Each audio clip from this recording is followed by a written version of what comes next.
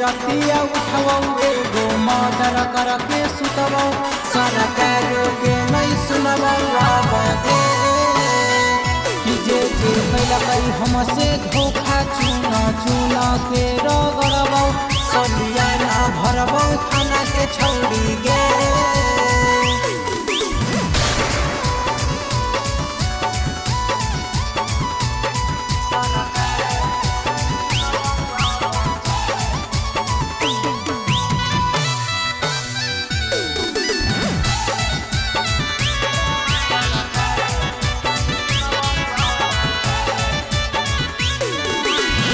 हमारा बुझाता है तू तो पागल आया है, यार बदमाश मेरा कैसा रूप बनाया है।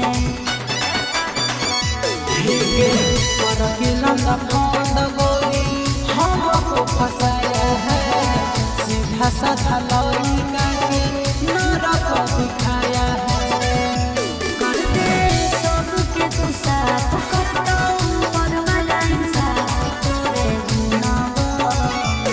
12 बजे रतिया उठवौ एगो मर्डर करके सुतवौ सरकार के नहीं सुनवौ आवाज़े कि जे कैलकै हमसे धोखा चुना चुना के रगड़बौ सलिया ना भरबौ थाना के छौड़ी गे।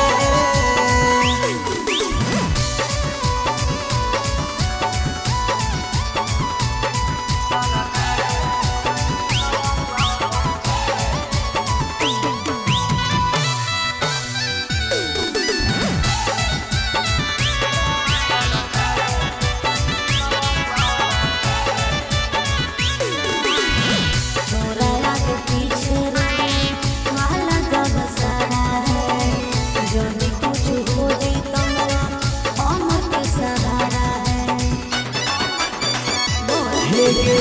जिंदगी जिए मौत भी प्यारा है, मिला जाए आसानी से चीज नहीं हमारा है। और दिल सुनु हमार छोड़े जिद एक बात तोरे सुनावा।